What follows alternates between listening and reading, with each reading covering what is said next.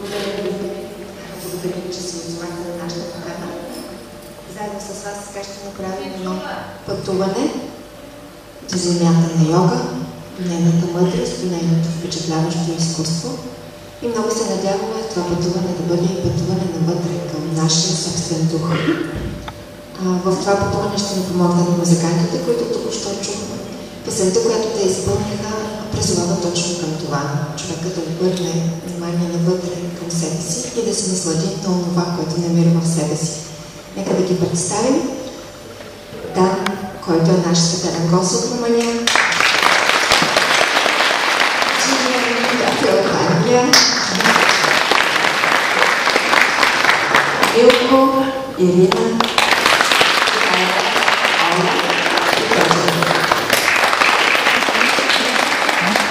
всички ние сме представители на Асоциация Сахаджа Йога. Сахаджа Йога е една духовна практика и учение, чиято основна същност е медитацията. Тя възниква в България през 1990 година, когато за първи път в нашата страна идва и създателката на Сахаджа Йога, Шриматаджи Нирмала Дели, която виждате тук на снимката. Шриматаджи е един много важен учител, духовен учител за съвременния свят. През 1970 година тя създава един много простичък метод, благодарение на който може да се събуди вътрешната духовна енергия, която се намира във всеки човек. И нейното събуждане да даде възможност на човека в много по-голяма степен да осъзнае, че е духовно същество, да се научи да медитира, да се научи да постига вътрешен баланс, вътрешен мир. Ето защо този метод много бързо се разпространява и днес вече в над 20 страни по света има центрове по Сахаджа Йога. Шриматаджи обръща изключително внимание върху въздействието, което има индийското класическо изкуство и въздействието, което има то преди всичко върху съвременния човек. Ние знаем, че нашия свят е много забързан, самите ние много често се чувстваме объркани.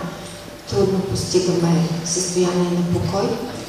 Но това изкуство, което е създадено в дълбоката древност и чието традиции на изследване, има способността да въздейства именно върху духовното, енергийното, филното тяло на човека.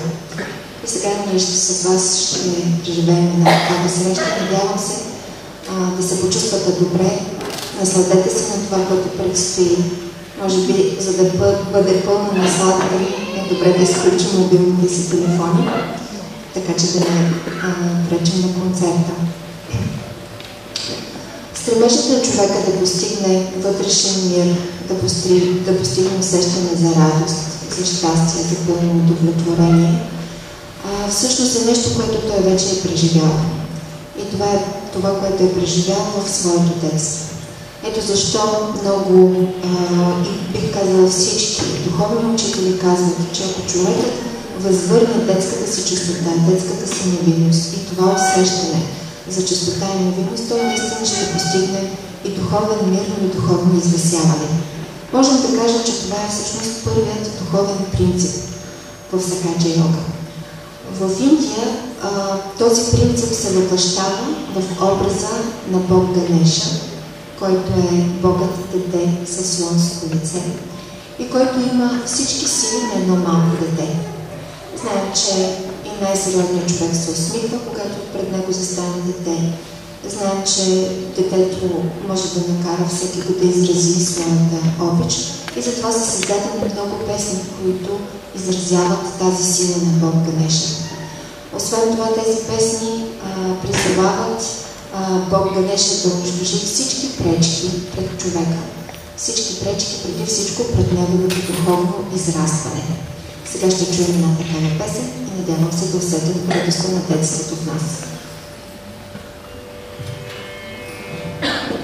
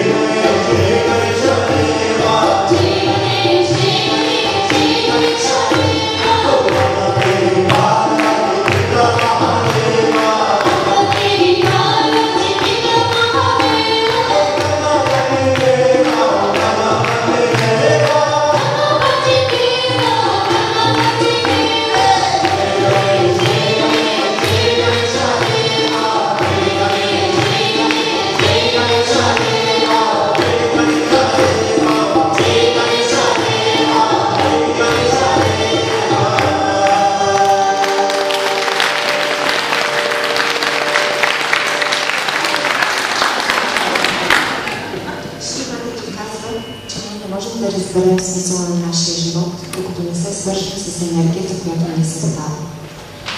Но кой ни е създал? Коя е тази енергия?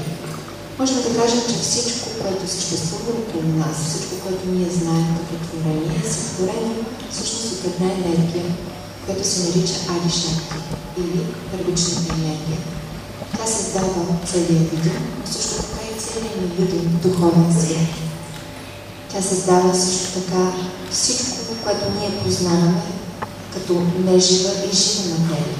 Можем да кажем, че тя трепти както в най-големите космически обекти, така и в най-малкия атом. Особена характеристика на тази енергия е, че тя е женска майчина енергия по своя характер и затова не само създава света, но и го поддържа чрез своята любов. Ето защо още от най-древни времена хората са почитали първичната майка или великата богиня Шри Ади Шакти, като по този начин се изразявали почита си към самия живот. Както се казва в следващата песен, която изразява именно това, тази благодат и почит към енергията, която ни е създала, тя се намира в звука на флейтата, в ритъма на нашето сърце, в прилива на океана, в реката на любовта, в основата на всички религии, на всички наши действия. Тя е в основата на самото съществуване. Нека да чуем тази песен.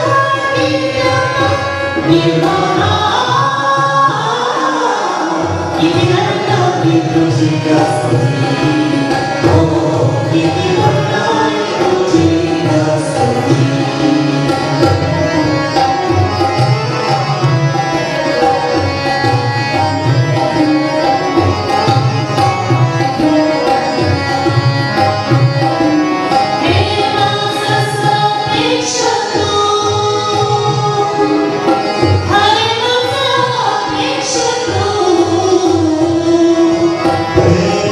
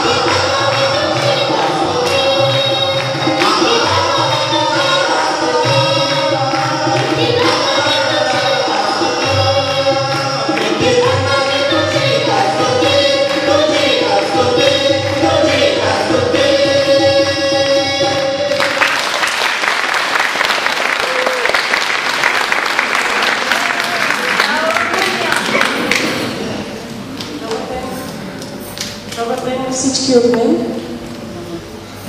аз ще ви представя следващия танц, който се нарича Даса Рангила.